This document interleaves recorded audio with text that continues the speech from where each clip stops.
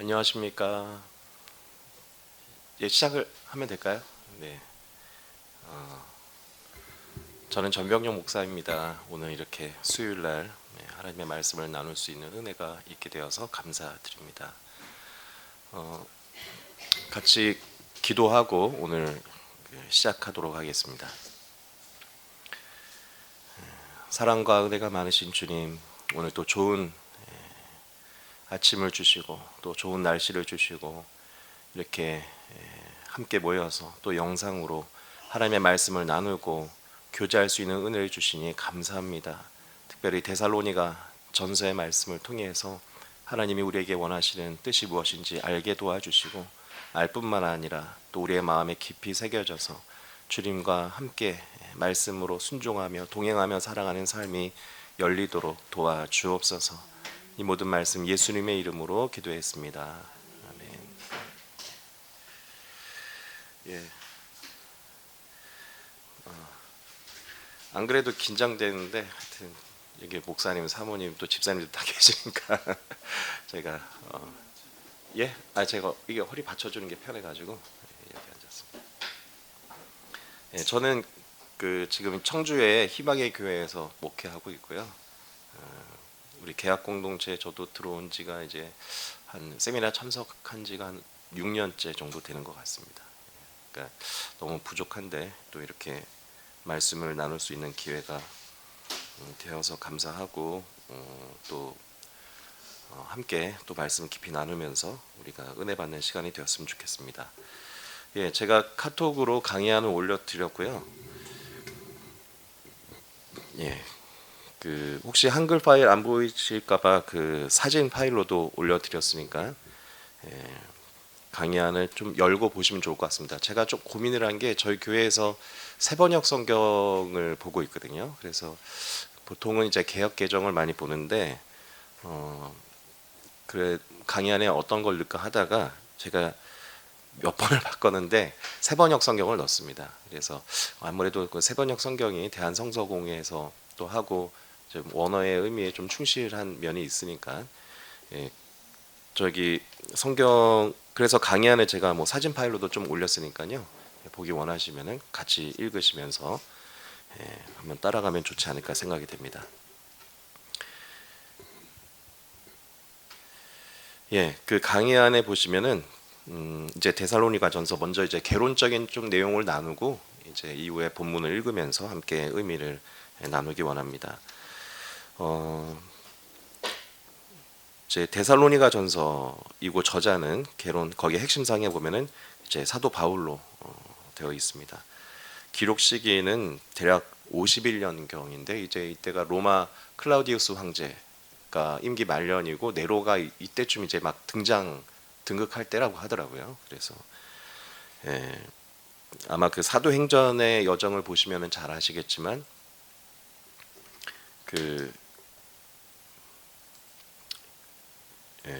이제 바울이 2차 선교 중에 이제 데살로니가에 갔고 거기에서 이제 빌립보 선교를 하다가 유대인들의 박해 때문에 이제 옮기게 되거든요. 네. 예.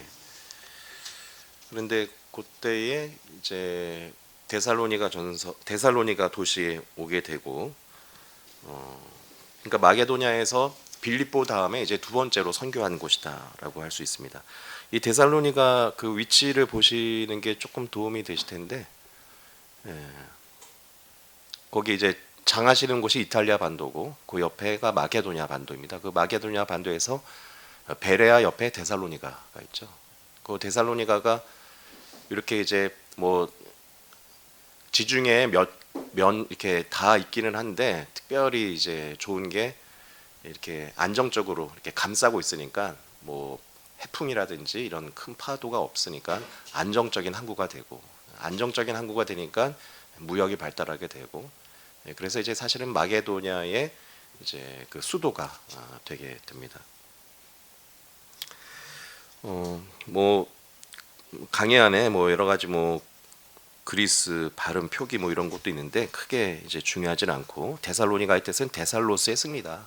그 알렉산드로 대왕의 누이고 부인이었던 이 데살로니테라는 그 사람 그 이름을 붙였다고 하더라고요. 그리고 빌립보, 그러니까 조금 이 도시의 배경을 조금 설명하자면, 이제 로마 제국이 이제 점령해 갈 때, 마게도냐 지역을 점령해 갈 때 빌립보가 먼저 점령을 당했대요. 그러니까 로마 군들이 이제 들어와서 보니까 빌립보에 워낙 이렇게 막 깡패 같은 사람들, 또 우상을 섬기는 여러 이제 사람들이 있다 보니까 군대를 많이 주둔시키고, 그래서 빌립보가 마게도냐에서 군사 중심 도시가 되고, 나중에는 그 퇴역한 군인들이 또 휴양하는 곳이 됩니다. 로마 제국에서 이제 고위 이 군인들이 쉬게 되는 곳, 그곳이 이제 빌립보. 왜냐면 지중해 해안이니까, 저도 아직 지중해를 못 가봤는데 기후가 너무 좋다고 하더라고요. 뭐 경관도 좋고, 그러니까 빌립보가 이제 로마 제국에서는 대표적인 휴양지인데, 특별히 퇴역한 군인들이 여기서 이제 많이 지냈다고 합니다. 근데 이렇게 이제 군인들이 가득 차고 빌립보가 점령당하는 것을 데살로니가가 도시가 본 거예요. 그러니까 어떤 자세를 취했냐? 우리는 저항도 하지 말고 바로 로마 황제를 환영하고 받아들이자. 그렇게 했어요. 그래서 지금 이제 여기 보시면은 데살로니가가 여기 있죠. 여기 요 지역인데, 여기 이제 빨간 줄로 표시된 게 이게 로마 하면은 유명한 게 그 도로잖아요. 로마의 도로. 이 도로가 그러니까 로마에서 깐 그 고속도로라고 할 수 있습니다. 오늘날로 말하면. 그러니까 이게 이제 거기 항구에 에그나티아 가도라고 제가 이름을 써놨는데, 그렇게 고속도로가 깔렸다고 보는 거니까 그 데살로니가가 딱 중심 지역입니다. 그래서 여기 이제 맨 끝으로 가면은 비잔티움이라고 있지 않습니까? 이게 이제 동로마 제국의 나중에 이제 수도가 되는데, 하여튼 비잔티움에서 데살로니가를 거쳐서 여기 이제 디카리움 항구라고 하는데, 여기까지가 다 연결이 되는 거예요. 데살로니가에서. 그러니까 항구도 안정적이고 고속도로도 깔려 있으니까 물질이 뭐 상업이 발달하기 아주 좋은 곳이었다고 할 수 있고, 여기 이제 이 항구에서 배를 타고 이 로마 이 반도에 가면은 또 여기에서 이제 아피아 가도라고 합니다. 이 노란색이 로마 제국에서 깔아준 도로인데, 요걸 타고 이제 수도 로마까지 갈 수 있는 길이었기 때문에 로마 입장에서도 마게도냐를 지배하고 하는 데에 아주 효율적인 지역이 데살로니가가 되는 거고, 그러다 보니까 데살로니가는 자연스럽게 황제로부터 이익을 얻는 게 많은 거예요. 그러니까 황제를 신처럼 숭배하는 신앙이 커질 수밖에 없었습니다. 거기 이제 강의 안에, 그래서 뭐 기후 조건들 보면은 뭐 지중해니까 너무 당연히 기후는 좋고, 또 금은철 구리 납 등의 광물들도 많았고, 또 학자들마다 이거 뭐 정확하게 알 수는 없는데 6만 5천에서 10만, 어떤 책에는 뭐 30만도 이렇게 나오더라고요. 그러니까 제가 사는 청수가 지금 38만인데, 그렇게 본다면은 이 고대 시대에 굉장히 큰 도시였다라고 할 수 있습니다.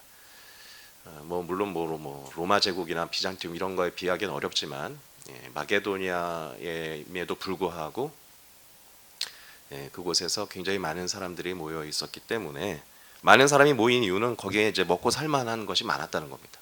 그러니까 무역이 잘 되고 고속도로가 있으니까 왕래를 잘 할 수 있었다라고 할 수 있죠.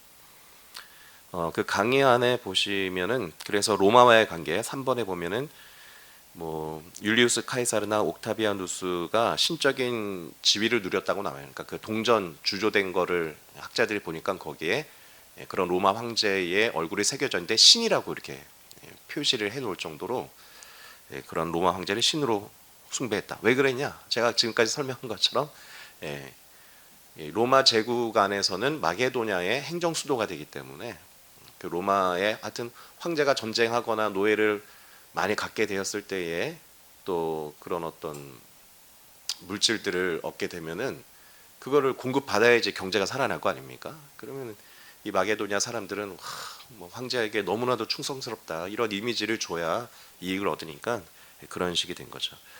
그래서 황제 속주에서 원로원 속주가 되었다. 그러니까 로마 제국의 그 지역, 워낙 광대한 지역을 이렇게 통치하는 방식이 이제 구분을 했다는 겁니다. 얘네들이 황제에게 충성하고 안정적인 곳이다 그러면은 원로원 속주로 구분을 했대요. 또는 아직 폭동이 있고 반란이 일어날 것 같다. 그러면 이제 황제 속주가 되는데 데살로니가는 처음에 황제 속주에 속해 있었다고 합니다. 그러다 보니까 더 황제를 숭배하면서 잘 보려고 했고 나중에는 원로원 속주가 되면서 경제적인 정치적인 이익을 많이 얻게 됐다라고 할 수 있습니다. 자 그러다 보니까 이게 이제 데살로니가 사도행전에 나옵니다. 사도행전 그 데살로니가 전서의 배경이 되는 게 사도행전 17장이거든요.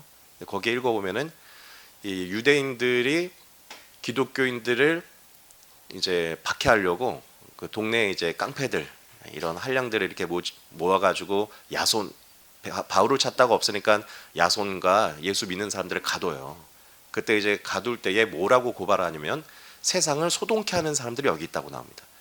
그러니까 이제 로마 제국 이때가 이제 티베리우스 황제 때인데 네로 황제 바로 전 황제입니다. 그러니까 이 황제는 기독교를 심하게 핍박은 안 했는데 한 가지가 하여튼 반란이라든지 사회가 소동하게 되면 그거는 이제 가만 놔두지 않는 거예요.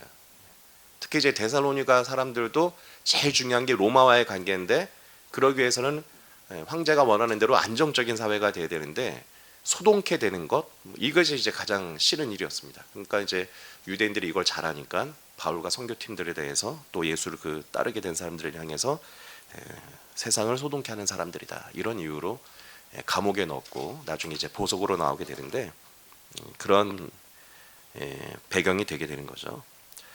또 세 번째 이제 데살로니가의 종교를 보면은 한마디로 말하면은 종교 다원주의적 환경이라고 할 수 있습니다. 이제 뭐 그래서 고고학자들이 발견해 보니까 제일 많이 데살로니가에서 믿었던 신은 디오니소스라고 나옵니다. 디오니소스, 그러니까 뭐 디는 다시란 뜻이고, 하여튼 제우스의 다시에서 다시 태어났다 이런 신인데 어떤 신이냐면 술의 신이고, 그리고 이제 지배하고 다스리는 어떤 권력 그런 신이라고 합니다. 그래서 이게 제가 그 자료를 보니까 인상적이었던 게, 그러니까 남근 이렇게 남자의 생식기 형상을 조각으로 크게 만들어 놓고 그 앞에 뭐 절을 한다든지 그것을 앞세워 놓고 행렬을 하는 그게 이제 이 신을 숭배하는 제사 제의였다고 나옵니다. 굉장히 좀 어떻게 보면 참 이게 좀 그 민망한 거잖아요. 제가 고른 데살로니가전서 이 말씀 5장인가에서 이제 교회에서 설교하는데 그 제가 전에 이제 부교육자로 사역할 때 어느 교회 이제 연말에 교사 모임이 그 전복 회를 먹는 곳에서 모임을 했어요. 그래서 식사를 잘 하고 이렇게 나오는데 그 나갈 때 그 문 앞에 카운터 입구에 거기에 이제 남자의 생식기 형상의 그 돌 조그만 조각상이 있는 거예요. 민망하잖아요. 그래서 그 사장님한테 물었어요. 아니 왜 조금 민망한 이런 거를 가게 입구에다 이렇게 놓냐. 그러니까 이 전복 같은 음식이 음기가 강한 음식이기 때문에 조화를 이루기 위해서 이 양기가 나타나는 이런 형상을 낳아야 된다. 그래야 거기서 일하는 남자들이 아프지 않고 안전하다고 하는 거예요. 근데 제가 이 얘기를 이렇게 설교 시간에 들려줬더니 성도님들 많은 분들이 그렇지 하면서 고개를 끄덕이는 겁니다. 그래서 제가 고개를 끄덕이면 안 된다고, 지금 현대도 아니고 포스트 모던 시대인데도 사람들이 그런 말을 하면은 이렇게 맞다라고 했다면 2000년 전의 시대에는 그게 이제 뭐 생산이라든지 또 남자의 어떤 힘을 상징하는 건데 그러면은 분명히 숭배했을 거다. 그런 의미에서 이 디오니소스 제의는 그런 모습을 갖고 있었고, 그러니까 이제 우리가 강인태 목사님께서 여러 번 얘기하셨지만 고대에 행해진 우상 숭배라는 게 결국은 이런 굉장히 성적인 이런 방탕한 모습들이 나타날 수밖에 없는 것이, 고대인들은 그것이 어떤 생명의 근원이 되고 또 권력과 힘이 온다고 생각을 했기 때문에 굉장히 음란한 종교였다는 것을 알 수 있습니다. 또 거기 이제 4페이지 다번에 보면은 이집트 신들도 많이 섬겼다고 나옵니다. 그러니까 그 이집트 신을 섬긴 이유는 한마디로 말하면 기복신앙 때문이었다는 거예요. 그러니까 뭐 로마 신들도 가까이 있지만 이것만으로는 충분치 않은 것 같아. 뭐 이시스라든지 이러한 이집트, 왠지 이국적이고 또 이들에게 구하면 또 잘 들어줄 것 같은 그런 기복 신앙이 있다 보니까 이집트에 있는 신들도 섬겼고요.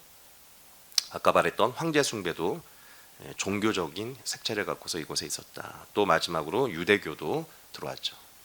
아마 우리 계약공대전 성도님들 잘 아시겠지만 이게 굉장히 사실은 특별한 특권이었던 겁니다. 그러니까 유대교가 회당을 만들고 그 종교적인 자유를 얻을 수 있었다는 것은 로마 제국에서 큰 특권이었고, 그거 얻기까지 유대인들이 뭐 군대에서도 뭐 안식일 지켜야 된다, 뭐 여러 가지를 계속 얘기하고 하다 보니까 로마 제국에서 이런 것들이 이제 받아들여진 거고, 그래서 데살로니가는 경제적인 굉장히 중요한 지역이다 보니까 유대인들은 또 이런 것에 빠르잖아요. 사업을 하고 살기 위해 잘 살기 위해서 이곳까지 왔었는데 유대인들은 모이면 회당을 만들었고, 그래서 유대교가 회당이 이런 곳에 또 있었다라고 할 수 있습니다. 또 이제 이 데살로니가 전서는 바울이 2차 선교 여행 중에 기록된 곳입니다. 그래서 사도행전 17장 1절부터 이제 10절의 내용이 그 배경이 되는데, 이 말씀은 이제 뒤에 본문 함께 읽으면서 함께 또 보면 좋을 것 같고요. 그 사도행전에는 3주간 이곳에서 바울이 복음을 전했다고 나옵니다. 근데 뭐 그냥 3주만 딱 하고 가야지 하고 계획한 게 아니라 유대인들의 반대와 박해가 너무 심해서 거의 도망치듯 나올 수밖에 없어서 3주밖에 못한 거죠. 그래서 이제 나와서 베레오로 갔다가 아덴으로 갔다가, 이 아덴에서 바울이 도저히 견딜 수가 없는 거예요. 뭐가 견딜 수 없었을까요? 데살로니가 전서를 읽어보면 나오지만 내가 참다 못해요, 막 이런 표현이, 참다 못한다는 게 한 2번인가 나옵니다. 뭘 참지 못하냐? 그 3주 동안 전도하고 양육했던 그 사람들이 지금도 신앙이 잘 살아 있을까? 내가 핍박을 받고 도망쳐 나와야 할 정도였는데 거기 남아 있는 사람들은 지금 신앙을 지키고 있을까 아니면 넘어갔을까? 이게 견디기 없는 어려운 궁금증이었던 거예요. 그래서 이 아덴에서 바울이 디모데야, 너는 다시 가가지고 그 사람들 좀 잘 다독이고 그리고 그곳의 얘기를 나에게 좀 전해줘라 하고 디모데를 보내게 되고, 나중에 이제 바울은 계속 선교를 하면서 고린도에 갔을 때에 디모데를 만나게 됩니다. 그래서 그 얘기를 들었더니 얘기가 어땠다는 겁니까? 데살로니가 이 전설 읽어보면 알지만 너무 기쁜 소식이었던 거예요. 야, 그런 핍박이, 사람들이 유대인들이 막 바울을 사실은 죽이려고 하고 감옥에도 갇혔거든요. 야손과 사람들은. 그런데도 하나님 믿으면 이렇게 어려움만 생기네, 별거 없네 한 게 아니라 그래도 내가 예수를 믿어야겠다.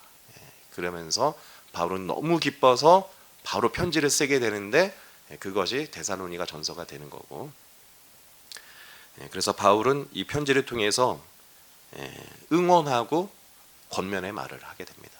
그러니까 이런 상황에 있는 데살로니가 성도들을 응원하는 이야기, 또 경고의 말씀으로 절대 죄주면 안 되지, 그리고 말씀대로 살아야지, 이런 권면의 내용이 데살로니가의 이제 내용이 됩니다. 그래서 거기 나번에 보면은 데살로니가 교회의 문제들에 대한 교육이 이제 나오게 되죠.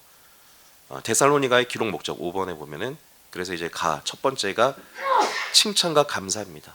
그러니까 바울은 너무 기뻤어요. 그러니까 데살로니가 성도들이 꿋꿋하게 신앙을 지키는 것이 감사해서 기쁘다, 응원한다, 이런 말씀들이 나옵니다. 또 그래도 또 문제는 어느 곳에 있지 않아요. 그래서 그런 들은 문제들에 대해서도 권면, 그게 이제 부활에 대해서 가르쳐주고 성결한 삶, 게으름, 은사와 종말에 대한 이야기가 많이 나옵니다. 그래서 이 내용들은 이제 우리가 말씀을 읽어가면서 같이 보게 되겠습니다.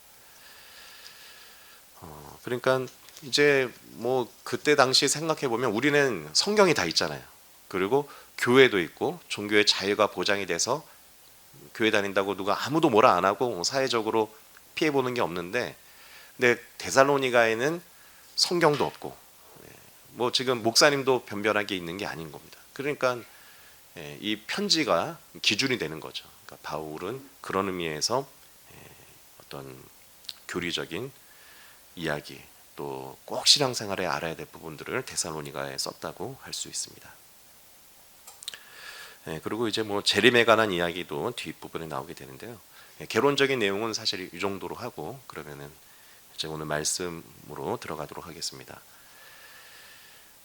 그러면 이제 제가 그 세번역 성경으로 일단은 여기 넣었으니까요. 여기 화면이나 또는 여러분 카톡에도 제가 이미지를 올렸으니까 보시면서 같이 읽으시면 되겠습니다.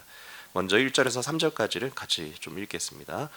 바울과 실루아노와 디모데가 하나님 아버지와 주 예수 그리스도의 안에 있는 데살로니가 사람의 교회에 이 편지를 씁니다. 은혜와 평화가 여러분에게 있기를 빕니다. 우리는 여러분 모두가 언제나 하나님께 감사를 드립니다. 우리는 기도할 때에 여러분을 기억하고 있습니다. 또 우리는 하나님 우리 아버지 앞에서 여러분의 믿음의 행위와 사랑의 수고와 우리 주 예수 그리스도께 둔 소망을 굳게 지키는 인내를 언제나 기억하고 있습니다. 네. 여기 이제 1절에 바울과 실루아노와 디모데 선교팀이 소개됩니다. 실루아노는 신라입니다. 신라의 로마식 표기가 실루아노가 되는 거고, 은혜와 평화가 여러분에게 있기를 빕니다. 은혜라는 게 하나님의 그 전적인 어떤 인도하심과 하나님의 주권을 나타내잖아요. 그래서 데살로니가 성도들의 삶이라는 것은 사실은 하나님께서 붙들어 주시고 인도하시는 것이 아니면 인간의 어떤 의지만으로는 참 사실은 신앙생활 하기가 힘든 겁니다. 그런 은혜와 평화가 있기를 원한다라고 인사를 하면서 함께 말을 하고 있죠. 그러면서 3절에 여러분의 믿음의 행위와 사랑의 수고와 우리 주 예수 그리스도께 둔 소망. 그러니까 지금 여기에 이제 뭐가 나옵니까? 우리가 이제 사랑장 하면은 고린도전서 이렇게 말하는 생각을 하는데, 여기에 이제 믿음, 소망, 사랑이 여기도 나옵니다. 그래서 행성도의 삶은 이러한 믿음, 또 사랑의 수고죠. 오늘 제가 참 우리 둔대교회 오늘 아침에 좀 일찍 혹시 늦을지 몰라서 어제 이제 왔는데 이렇게 따뜻하게 불도 이렇게 넣어놔 주시고 또 아침 되니까 집사님들 일찍 오셔서 또 낙엽도 쓰시고 여기도 다 테이블도 닦아 주셨는데, 참 그래서 여러분 우리 교회가 결국은 사랑의 수고가 있기 때문에 또 아름답게 교회가 이렇게 또 운영이 되고, 또 그렇게 하는 이유가 그리스도가 다시 오실 것을 소망하기 때문이 아니겠습니까? 또 우상, 세상에 참 많은 가치관과 유혹들이 있지만 우리가 믿음으로 우리가 이렇게 지켜나가야 될 텐데, 그런 것들을 바울이 언급하면서 계속 권면하고 있는 거죠. 우리 4절부터 10절도 같이 읽어봅니다. 하나님의 사랑을 받은 형제자매 여러분, 우리는 하나님께서 여러분을 택하여 주셨음을 알고 있습니다. 우리는 여러분에게 복음을 말로만 전한 것이 아니라 능력과 성령과 큰 확신으로 전하였습니다.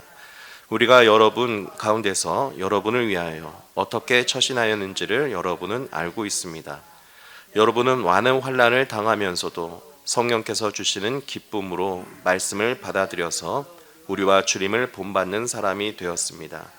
그리하여 여러분은 마게도니아와 아가야에 있는 모든 신도들에게 모범이 되었습니다. 주님의 말씀이 여러분으로부터 마게도니아와 아가야에만 울려 퍼진 것이 아니라 하나님을 향한 여러분의 믿음에 대한 소문이 각처에 두루 퍼졌습니다. 그러므로 이것을 두고는 우리가 더 말할 필요가 없습니다.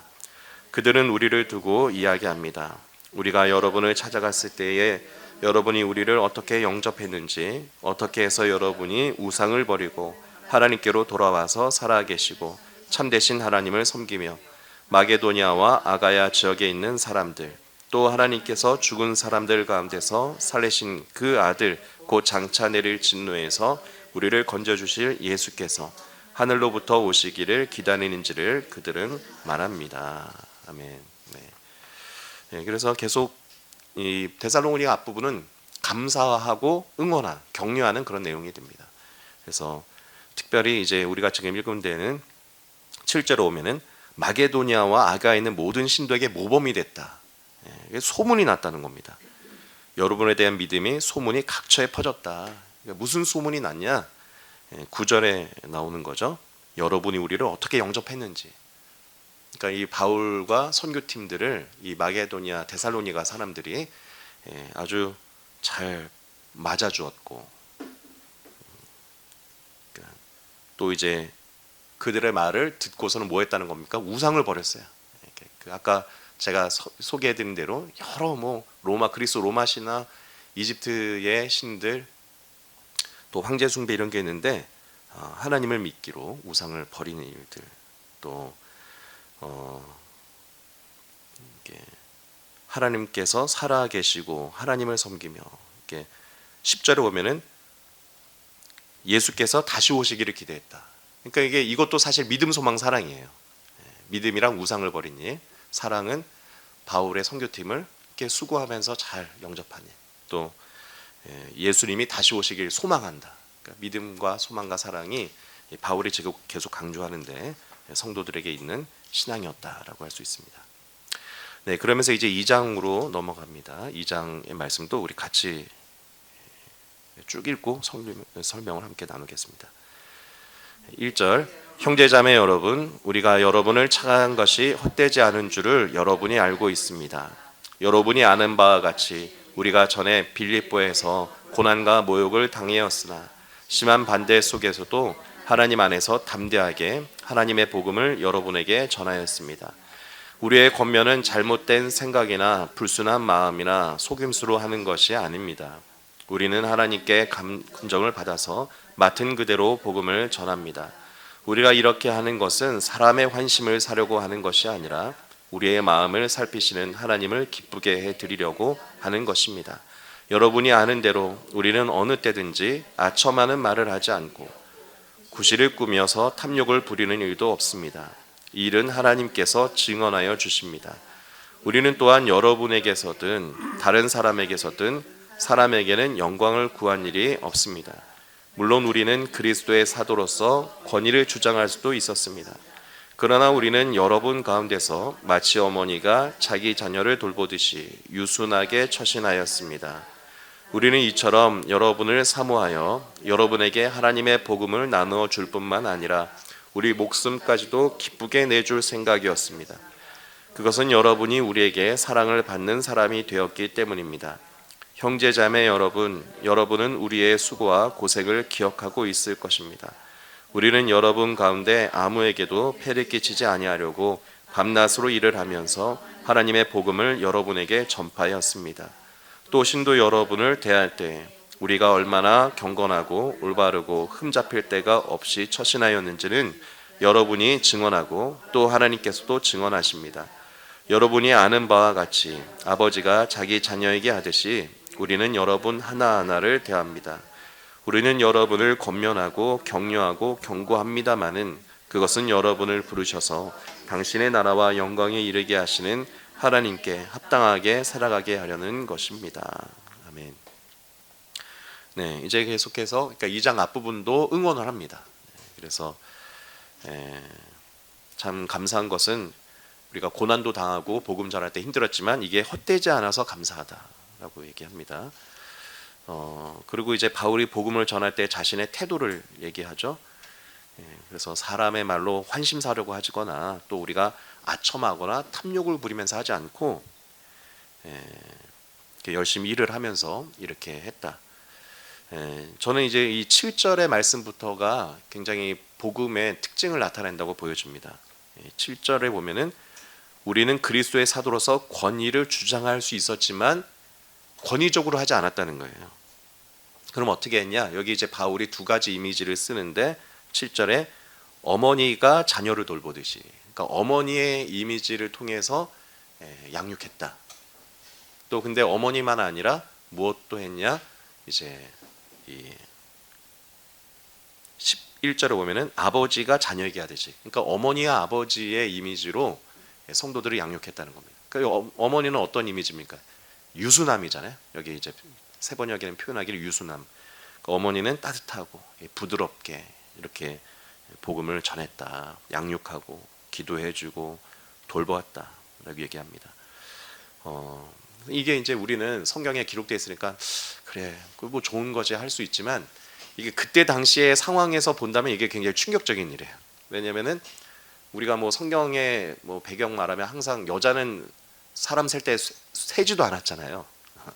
그리고 로마 제국이라든지 이런 시대는 권력과 힘의 시대였기 때문에 남성 중심 세상이고 굉장히 권위적이고 그런 세상이었습니다. 그러니까 그런 데에 바울은 그렇게 막 내가 사도야 막 하면서 권위적으로 한 게 아니라 여기 보면 이제 폐를 안 주려고 스스로 일을 하면서 또 유순하게 그들의 어려움을 들어주고 한 명 한 명 찾아가고 양육하는 그런 어머니의 마음으로 양육했다. 이거는 이제 다른 종교들과 아주 큰 차이라는 겁니다.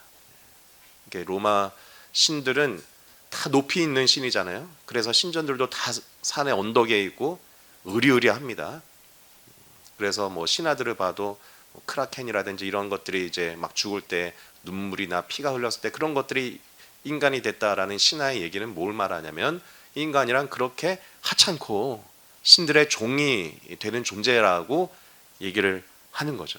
그런데 바울은 그것이 아니라 너희는 하나님의 자녀다라고 얘기하고 우리는 섬기러 왔다 하고 사랑의 복음을 전하니까 이게 이제 로마 이 데살로니가의 사람들이 들을 때는 완전히 새로운 복음이었던 겁니다. 정말 복음 너무 좋은 소식이었고 이거는 완전히 새로운 말씀이구나 그렇게 느낄 수 있었죠. 자, 그런데 바울은 그렇게 유순하게만 한 것이 아니라 또 어떻게 했다고 나옵니까? 11절에 아버지가 자녀에게 하듯이, 이게 중요합니다. 그래서 12절에 경고했다고 나와요. 그러니까 지금은 이제 응원하고 칭찬하고 감사했다면 이제 또 12절에 아버지가 준엄하게 자녀들을 가르치듯이 경고도 하고 있다. 뭘 경고하냐? 12절 하반부에 그것은 여러분을 부르셔서 당신의 나라와 영광에 이르게 하시는 하나님께 합당하게 살아가게 하려는 것.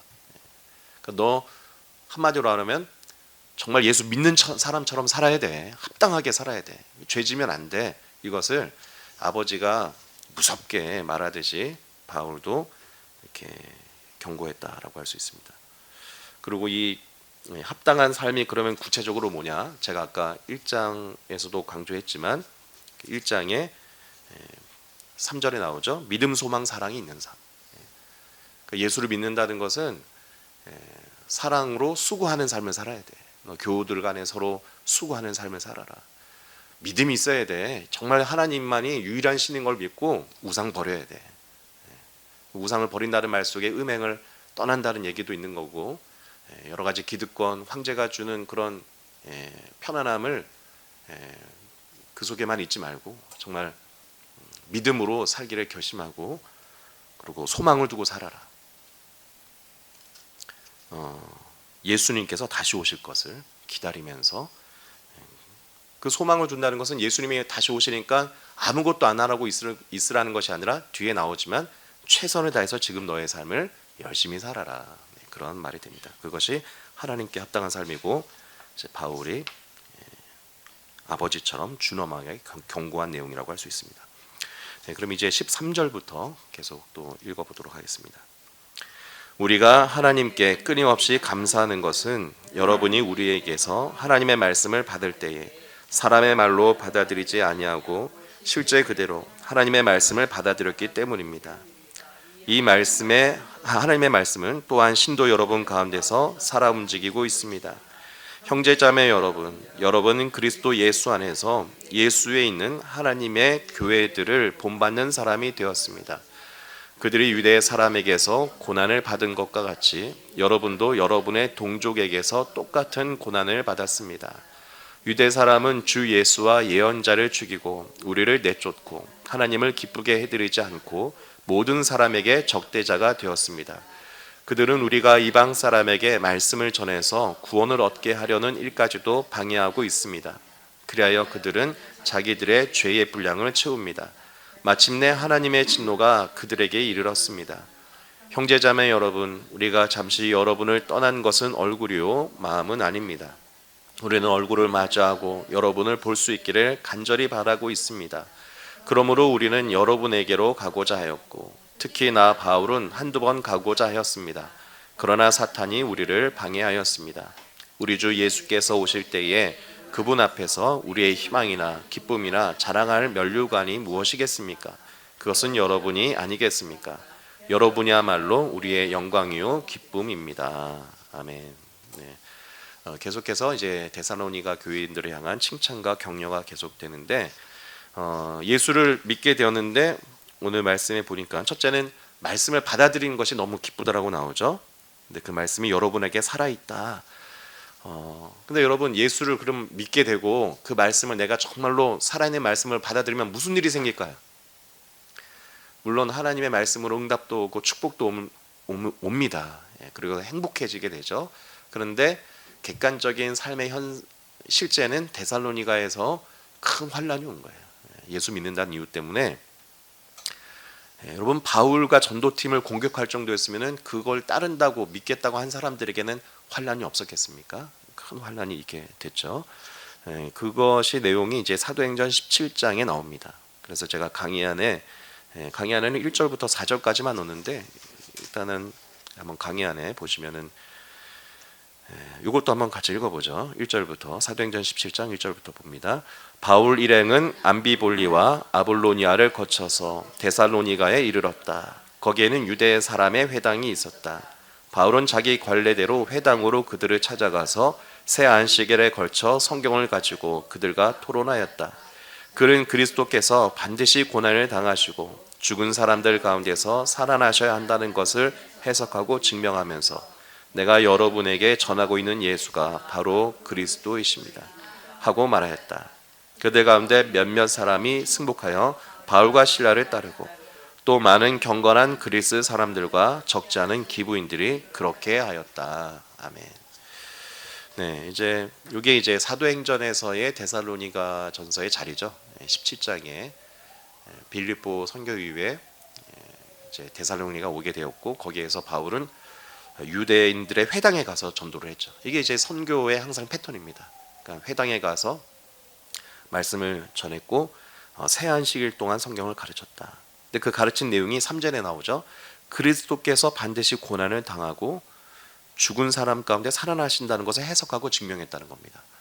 그래서 바울의 이 데살로니가에서 전한 복음의 아주 간단한 표현은 뭐냐? 여기 아주 명확하게 나오는데 3절 하반부에 예수가 바로 그리스도다. 예수가 바로 그리스도라고 전한 거예요. 이거 아주 짧은 복음, 이거 제일 복음의 핵심이 여기 다 있다고 생각됩니다. 그리스도는 구원자라는 뜻이잖아요. 헬라어로 구원자, 구약 성경의 히브리어로는 메시아인데, 그러니까 예수는 이름이죠. 그런데 그 예수님은 무슨 일을 하시냐? 그리스도의 일을 하신다. 저는 전병용 목사인데 전병용은 제 이름이고 목사는 제가 하는 일, 직함을 얘기하죠. 마찬가지로 예수님이 바로 그리스도라는 것이 어떻게 보면 복음의 가장 간결한 메시지라고 할 수 있는데 왜 그리스도 이 구원자라는 의미는 이게 어원을 보면은 이 그리스도의 어원이 기름 붓다라는 뜻이 있다고 합니다. 그러니까 기름을 부은 자가 이 구약 성경에 세 사람이 나오는데 선지자가 기름 부어서 세워지고 또 제사장이 세워질 때 기름 부어서 세워지고 올리브 기름이 부어져서 세워지고 또 왕이 그렇게 세워집니다. 그러니까 이 사람들이 이스라엘 역사에서는 부분적으로 이스라엘 백성들을 구원하는 역할을 한 거예요. 그러니까 왕들은 백성들을 지키고 또 이제 선지자는 하나님의 말씀, 특별히 이제 오경의 말씀에 깊이 하나님의 이제 영감을 받아서 그 왕과 그 시대 갈 길을 모를 때에 하나님의 말씀을 선포하면서 길을 알려주는 것이 예언자잖아요.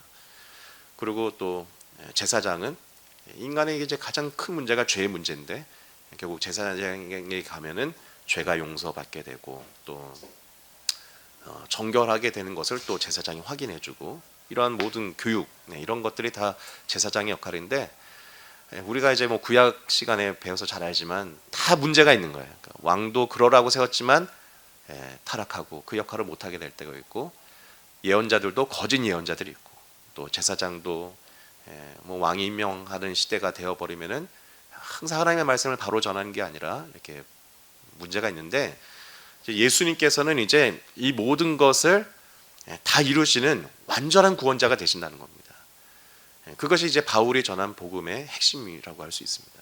예수님이 바로 우리의 죄 문제를 해결하시고 또 우리가 어떻게 살아야 되는지 선지자가 되셔서 우리의 진리의 말씀으로 우리에게 말씀을 어떻게 지키는지 계약법을 정신을 다시 일깨워 주셨고, 그 당시에는 이제 문자적으로 율법만 지키고 있었는데 예수님의 말씀을 정말 어떻게 지키는지 말씀이 육신이 되신 모델이 되어 주셨고, 또 왕이 되셔서 이제 마귀를 멸하려 예수님께서 오셨다고 하셨잖아요. 그래서 사망을 이기시고 우리의 왕이 되셨는데, 그러한 예수 그리스도의 죽음 그리고 부활을 말을 했다. 그러니까 이것도 사실은 굉장히 이 데살로니가의 사람들에겐 충격적인 복음이 되는 겁니다. 그러니까 모든 신들이 많으면 많을수록 다신 여러 신을 믿으면 좋다라고 할 때에 유일신앙을 선포한 거고, 아마 우리 뭐 공동체 분들은 잘 아시겠지만 유일신앙이라는 말 자체에 세상의 원리와 이치대로 또 사람이 살아야 할 길이 있다는 것을 말하는 것이고, 그런데 그 하나님은 어떤 분이시냐? 고난당하신 신이라는 거예요. 고난당한 하나님이다. 죽으시는 분이시다.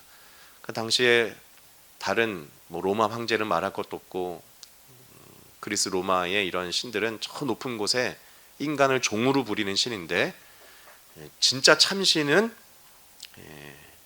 고난당하는, 우리를 위해서 죽기까지 사랑하시는 신이고, 더 놀라운 것은 그 예수님은 부활하셨다. 이것은 이제 생명의 원리를 말하는 거 아닙니까? 그러니까 그 생명의 원리라는 것은 부모가 자녀에게 생명을 주어서 살게 되는 것처럼 모든 것들이 다 씨가 썩어져서 열매를 맺게 되는 나무가 이렇게 피어나는 것처럼 이러한 생명의 원리를 따를 때에 거기에 영원한 생명이 있는 건데, 그렇게 본다면은 예수의 죽음과 부활만이 유일한 생명을 주는 메시지가 되는 것이고, 바울은 그러한 의미에서 예수 그리스도의 복음을 전했다는 겁니다. 그러니까 여기에 어떤 일이 일어났습니까? 그렇게 말씀을 전했더니 사도행전 17장 4절에 그들 가운데 몇몇 사람이 승복하여 바울과 실라를 따르고 또 많은 경건한 그리스 사람과 적지 않은 귀부인들이 그렇게 하였다라고 합니다.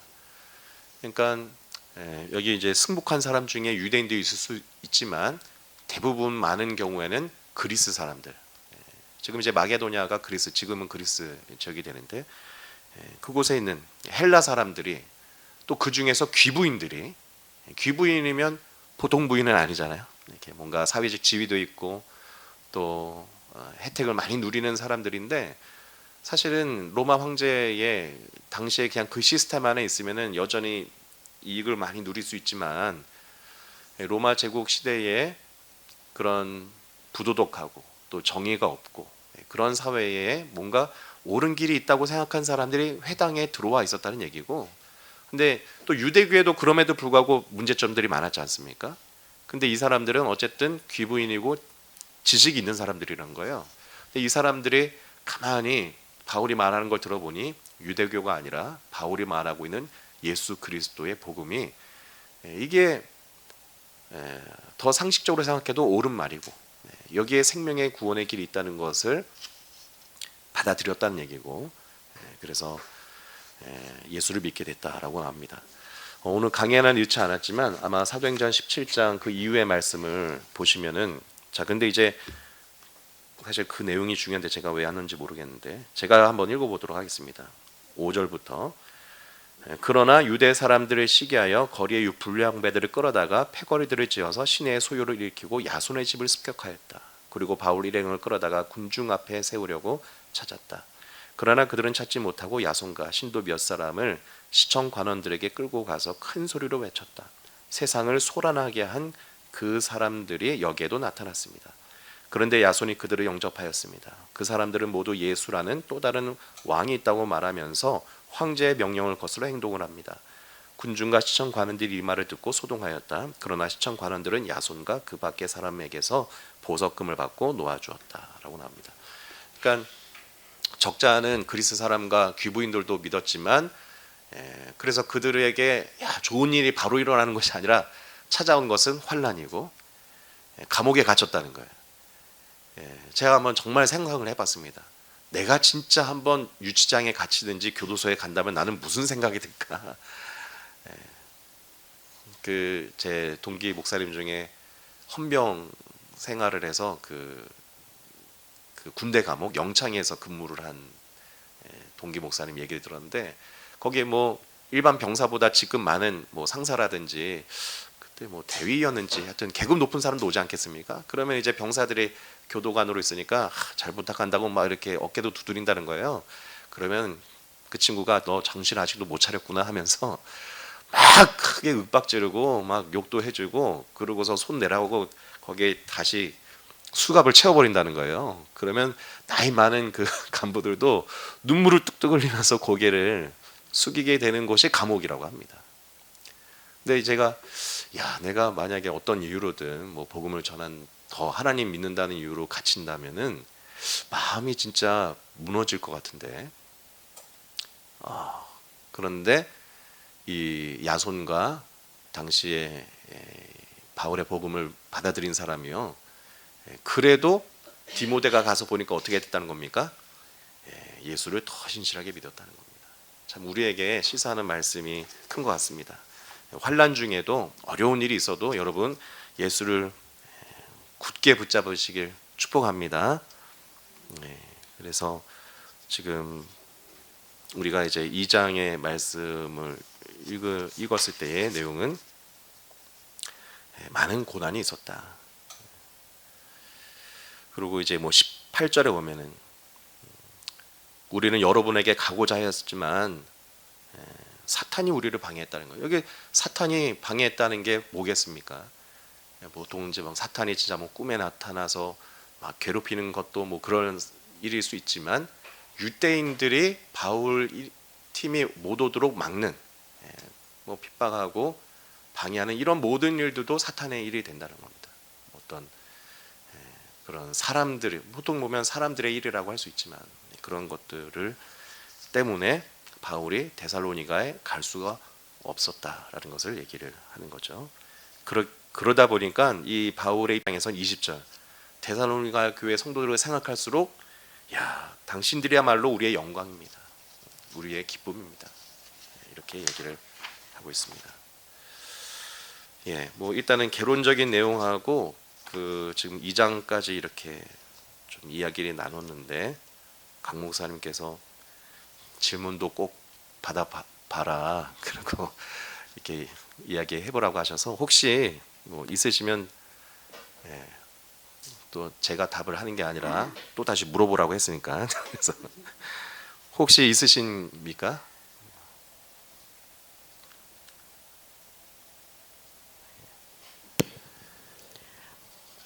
목사님께서 데살로니가 교회, 데살로니가 지역, 그 시대적 상황 그런 걸 자세히 해주시니까 내용이 더 이제 귀에 쏙쏙 잘 들어오고요. 또 사도행전하고 같이 병행해서 사도행전에서 있었던 일이 또 데살로니가 그 교회에 쓰는 편지에 어떻게 나타나고 있는가 이렇게 얘기해 주시니까 아주 굉장히 귀에 쏙쏙 잘 들어옵니다. 그리고 근데 좀 3주밖에 안 된 그 바울의 선교 가운데서 어떻게 데살로니가 사람들이 저렇게 변했을까 참 너무 경이롭고, 그게 어떻게 또 주변에 많은 교회들에게 소문이 나고 또 칭찬받을 그런 사람들로 변했을까 너무 참 대단하다. 네. 저희는 진짜 몇십 년 교회를 다니고서 말씀을 들어도 맨날 똑같은 것 같은데, 뭐 질문이라기보다 그냥 제가 들은 느낌이 정말 너무 대단하다. 어떻게 바울의 설교, 예수님이 그리스도이다. 요약하면 그건데 그 말씀 듣고 어떻게 저렇게 사람들이 변할 수 있었을까 너무 참 경이롭다 그런 생각이 듭니다. 사실은 저도 그 부분이 제일 사실은 부끄럽고 그렇거든요. 특히 제 목사인데, 제가 지금 우리 희망의 교회 온 지 이제 6년째인데, 물론 우리 교회 성도님들도 참 헌신된 분들도 계시고 그런데, 그래도 참 이 바울의 참 이 3주에, 근데 이제 뭐 학자마다 좀 3주에서 최대 뭐 몇 개월도 보기도 하는데, 어쨌든 짧은 시간 이렇게 변화된 게 저도 궁금하고 그랬습니다. 여기에 대해서 좀 이야기 또 나누어 주시면 좋을 것 같은데. 사실 3주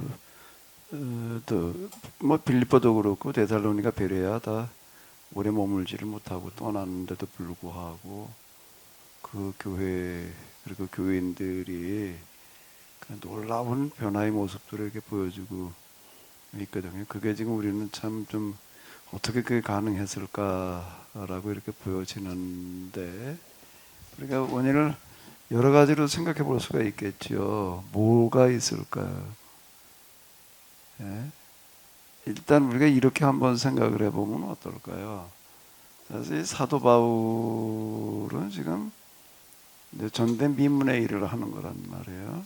교회에서 이방인 선교라고 하는 그런 이제 그 독특한 어떤 그런 일을 이제 이렇게 하게 되는데 이방인 지역으로 이제 거기 가서 회당 또는 이제 회당이 있긴 하지만 회당을 통한 이방인들을 염두에 두면서 선교 활동을 시작을 하는데 바울의 입장에서 본다면 뭐가 제일 많은 관심사였고 고민이었을까? 우리가 이제 만약에 내가 그때 그 입장이었다면 어땠을까를 놓고 한번 이제 우리 그 당시 상황을 재구성하는 게 이제 필요한데 목사님께서 그 데살로니가 뭐 그쪽 지역 그 설명을 이제 잘 해주셨는데 바울의 입장에서 우리가 한번 재구성을 해본다면은 바울은 어떤 생각을 가지고 가는 걸까요? 아무 생각 없이 가는 걸까요?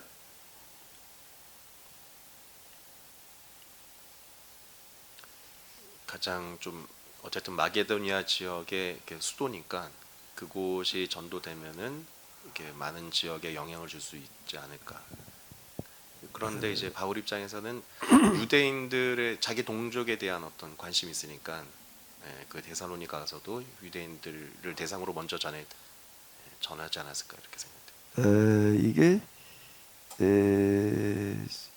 저도 어쨌든 나름대로 뭐 하나님을 경험하고 난 다음에 이제 내가 그 이전하고 달라진 것들이 이제 좀 있는데 이제 그 중에 하나가 이게 뭔가라고 하게 되면은 내가 이제 어떻게 하다 보니까 세미나라고 하는 걸 시작을 하게 됐는데 이건 내가 전혀 의도하던 게 아니에요. 근데 나는 뭐를 많이 고민을 하게 되는가 하게 되면 그 준비하면서 이제 내가 지금 해석해 나가는 건 전혀 완전 그 이전에 제가 다른 사람들 말고 내가 생각하기에도 그 전에는 전혀 생각지 못했던 것들을 나가서 이제 말을 해야 된단 말이에요. 그러니까 이제 많은 고민을 하게 되는 거예요.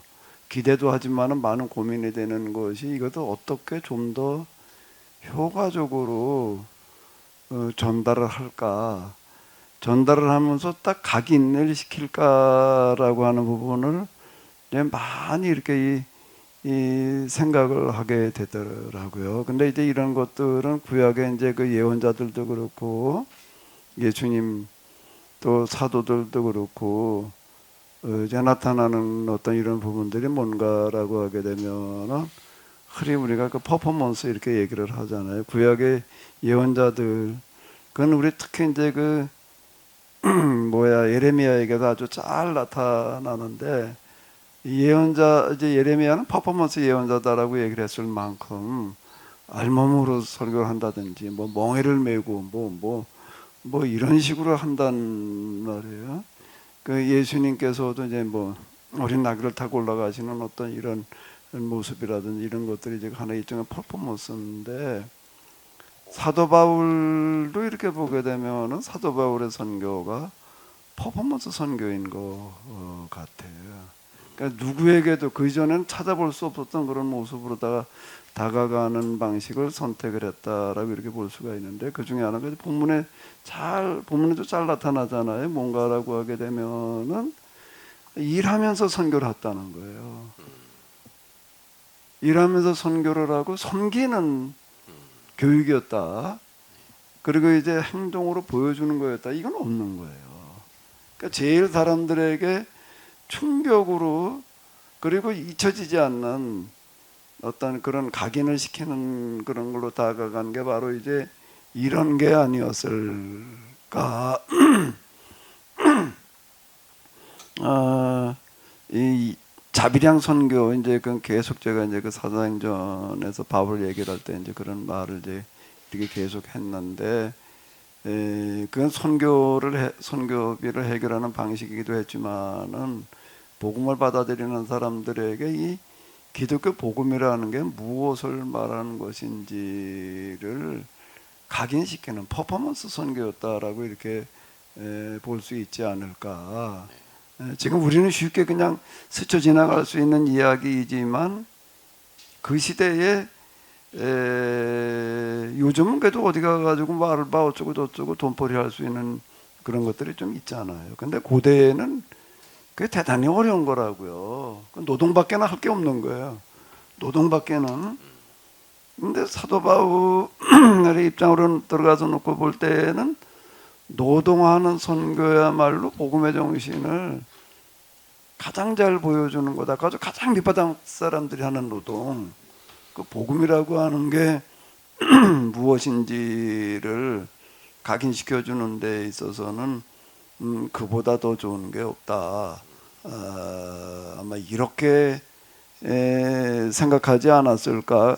아무 생각 없이 그냥 이 선교비 문제는 이렇게 해결하자 이렇게 하지는 않았을 거라고요. 선교비를 달리 해결할 방법이 없어서 그렇게 하는 게 아니라, 달리 방법이 없어서 노동 선교를 하는 게 아니란 말이에요. 근데 이 노동 선교, 그것도 밑바닥 노동, 제일 밑바닥 사람들이 하는 노동을 하는 것, 선교라고 하는 것만큼 이 복음을 각인시켜 주는데 더 좋은 게 없겠다라고 하는 거, 그런 것들이 그 지금 받아들이는 사람들이 보게 되면은 다 그래도 그 당시에 이제 지식인층들이고 규부인층들인데, 그리고 이제 메시지 내용도 물론 이제 새롭게 해석한 어떤 재해석한 그런 말씀이면서 이런 것들이 그런 효과를 이제 거둘 수 있지 않았을까. 근데 그거는 데살로니가에서뿐만 아니라 어디 가서든지 바울은 그걸 일관한다고요. 이제 우리가 이런 이게 바울의 행적이라든지 어떤 이런 걸 들여다보면서 자 이제 우리가 뭐 배워야 될 것들이 내용에서도 뭐 주섬주섬 들어있기도 하겠지만은 이런 이 방법이라는 부분, 무엇을 어떻게 할 거냐라고 할 때 무엇을도 중요하지만은 그 어떻게라는 게 중요한 것 같아요. 그러니까 오늘 우리도 진짜 많이 고민해봐야 될 것이 바로 이런 게 아닐까. 그냥 뭐 내가 열심히 그냥 이렇게 나 순수하게 그냥 좋은 뜻을 한다 이것도 그렇지만은 바울처럼 이 방법을 가지고 한번 좀 고민해봐야 되지 않을까. 그래서 지금 제 생각에는 지금 이제 아주 전병년 목사님 그냥 엄청나게 열심히 준비를 하셔서 어제 저녁부터 오셨어요 여기. 여기서 자면서 교회 오늘 제 차가 없어져서 와서 아주 자면서 준비를 하셔서 지금 내용도 보게 되면 뭐 그냥 어마어마하게 준비를 너무 많이 잘해 주셨는데 너무 감사드리고요. 근데 이제 제가 자꾸 이제 이거 진행을 할 때 우리가 좀 대화를 하면서라고 얘기를 하는 것들은 우리가 좀 이런 식으로 한번 접근해 보는 거가 전병용 목사님 열심히 준비하시는 것과 더불어서 또 우리 들으시는 분들이 같이 서로 보태가지고 완성도를 높여가면 좋지 않을까라고 이렇게 생각이 되어지는데요. 얘기가 좀 길어서 죄송한데 저도 그동안 키네시스 운동을 하면서 제일 고민되는 부분, 지금도 계속 고민하고 있는 게 어떻게라는 방법이에요. 방법 부분도 무엇이라고 하는 내용도 중요하지만은 어떻게 그걸 전달할 거냐, 어떻게 또 우리가 무엇을이라고 하는 게 하나님 나라를 이 땅에 임재하게 하는 건데 하나님 나라가 임재해야 된다 뭐 이것만 말하고 끝나버리면 참 쉬운 거예요. 근데 그걸 우리가 어떻게 실현할 거냐, 이건 진짜 어려운 얘기더라고요. 이렇게 누구나 공평하게 잘 사는 그런 세상, 그런 공동체, 계약 공동체, 우리 여기 공동체 누구나 다 골고루 잘 살게. 말은 쉬워요. 그럼 이제 그것만 얘기하고 끝나버리면 안 되잖아요. 어떻게 할 거냐? 그걸 어떻게 우리가 실현할 거냐? 아니 뭐 말하면 하나님께서 알아서 해주셔 그리고 끝나버릴 수도 있겠지만은 지금 그건 아니란 말이 복음의 정신은 우리가 그걸 이제 이루어가야지 되는데 그러다 보니까 무슨 계몽식당 무슨 뭐 콩농사 뭐 어쩌고 저쩌고 이제 자꾸 이제 이걸 가지고 얘기를 하게 되는 거가 그걸 실현할 방법을 우리가 찾아내야지 된단 말이에요. 방법은 그건 모르고 하나님께서 알아서 하실 일이야. 이렇게 얘기할 수 있는 게 아니라고요. 우리가 이제 여기 사도 바울의 이런 게 방법과 그 방법이 어떤 효과들을 거두고 있는지를 한번 좀 염두에 두면서 보면은 좀 좋지 않을까 이렇게 생각이 들어요. 얘기 길어서 죄송합니다. 목사님 그러면은 그 목사님 말씀 들으면서 그러니까 이제 구체적으로 결국은 하나님 나라가 이 땅에 오게 하는 방법 이런 걸 생각을 해야 되는데 좀 지엽적일 수 있지만 요즘 우리 교단에서도 그 일하시는 목사님들을 목회하시면서도 이제 생업을 갖고 일하시는 목사님들이 있으니까 어떻게 지원을 하고 도울지 이런 것들이 교단에서 논의를 하고 있는데 목사님께서는 그럼 그런 것들은 오히려 더 장려할 일이다. 오히려 목회자들이 일을 하면서 이렇게 그러니까 자 이제 하나님 나라 임재라고 하는 거가 무엇냐라고 하는 거에 핵심이잖아요. 네. 천국에 가까이 왔느니라. 어떻게 그걸 실현할 거냐가 이제 우리의 과제인데 하나님 나라 임재라고 하는 것은 하나님의 통치가 임하는 거거든요. 지금 이제 세상은 이 마귀의 세력이 통치한다라고 이렇게 얘기를 할 수가 있는데 마귀가 지배하고 죄가 지배하는 거잖아요. 근데 그 마귀와 죄의 세력을 이제 몰아내고 하나님의 통치가 임하게 해야 되는 거란 말이에요. 지금 이제 데살로니가 교회에 이제 나타나는 어떤 이런 것들도 이제 우리가 데살로니가라고 하는 지역에 하나님의 통치가 지금 어떻게 임하고 있는가, 그것도 데살로니가 지역 전체가 아니죠. 아직 이제 그 복음을 받아들이는 사람들에게 지금 하나님의 통치가 임하는 거란 말이에요. 그러니까 그게 이제 마게도니아와 아가야 지역에 많은 사람들에게 소문이 나고 이제 모범이 됐다. 이제 3주밖에 안 된 신생 교회가 지금 그랬다라고 하는 거예요. 그럼 지금 하나님 나라가 이 땅에 임하게 해야 된다라고 말하는 것까지는 참 쉬워요. 근데 그걸 말한 사람에게는 무엇을 따라야 되는가 하면 어떻게 그걸 실현할 거냐라고 하는 방법을 제시할 책임까지도 있는 거예요. 방법을 제시하고 또 그걸 이제 추진해 나가야 된단 말이에요. 내가 지금 그동안에 제일 어려운 게 바로 이 부분이었어요. 그러니까 뭐 자꾸 무슨 효소도 만들어야 된다고 그러고 빵도 만들어야 된다고 그러고 자꾸 제가 이러는 어떤 이런 것들이 무슨 조합이 뭐 어쩌고 저쩌고 그냥 법인이 자꾸 이렇게 이제 얘기를 하려고 그러는 거는 무슨 고민 때문인가 하면 이 방법이라는 고민 때문에 그러는 거예요. 내가 일을 좋아해서 그러는 것도 아니고 자칫 이제 목사님 자꾸 일을 벌린단 말이에요. 이렇게 이제 얘기를 하는데 입장을 바꿔놓고 본다라고 하게 되면 하나님 나라 누구나 신분지 빈부의 격차가 없는 누구나 골고루 잘 사는 그런 세상을 만들어야 된다. 그걸 어떻게 할 거냐라고 하는 방법과 더불어 가지고 그러면은 그거를 그냥 말로만 하고 끝나야 될 게 아니라 내가 실제 그거를 좀 실천하고 있어야 된단 말이에요. 이게 참 힘든 노릇이더라고.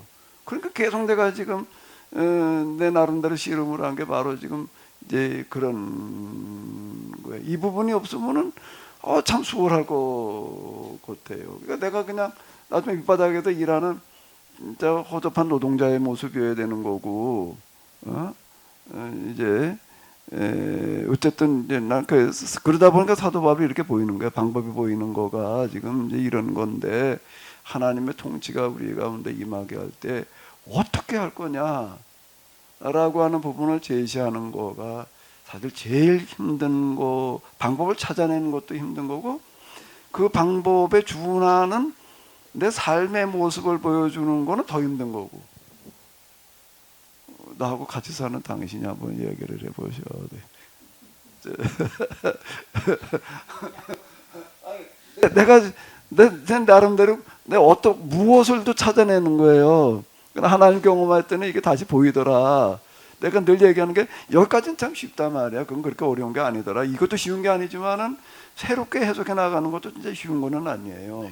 근데 그거를 어떻게 실현시킬 거냐는 거는 더 큰 고민이고, 또 그거에 준하는 내 삶을 그러니까 내가 또 실천해야 될 거 아니에요.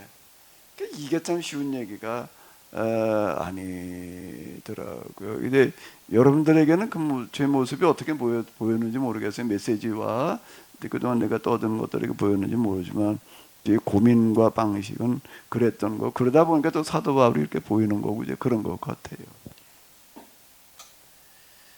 당신이 좀 얘기해 볼 필요가 있을 것 같은데 옆에서 본 같이 따라오느라고 고생했는데.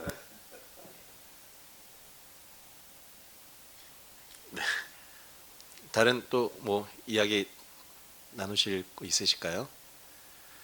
없으시면은 잠깐 쉬었다가 쉴 시간이 된 것 같은데 보통 몇 분? 10분 쉬나요? 네. 예, 예. 한 10분. 우리 예, 전병님 10분 목사님 너무 큰 고생하셨는데 우리 박수 좀 한번 해드리도록 하겠습니다. 아, 이제 끝난 겁니까? 감사합니다.